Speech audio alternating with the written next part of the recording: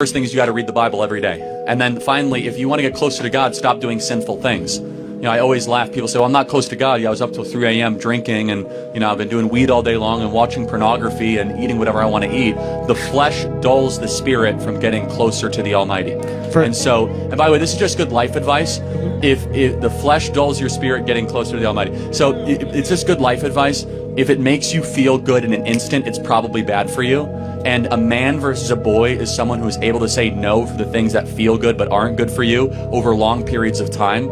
A man versus a boy is someone who's able to have delayed gratification, not go out drinking every night, treat women with honor and respect, stay up late and actually, you know, studying. People were booing, saying not going up, drinking every night. That's fine, but it's like success comes at a certain cost. If you guys want to be average, then, you know, you guys can go be the chief executive officer for, you know, your local Bud Light club or whatever, right?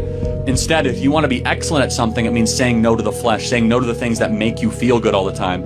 And our society is you know, highly addicted to pornography, highly addicted to substances, and we wonder why we have the most depressed, anxious, alcohol-addicted generation in history. A lot of these reasons are because of that. So what it means to be a man are a lot of those things, and also standing up against injustice. The most masculine thing you can do is stand up against the injustice and the suffering of others.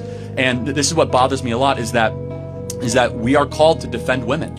We are called to defend women that are being criticized, that are being criminalized, or whatever you say, especially in our marriage. And then finally, we as men are not called to go sleep with like 100 different women. That's BS. Find one woman for your life as a wife, take her as your wife, and have a family with that person.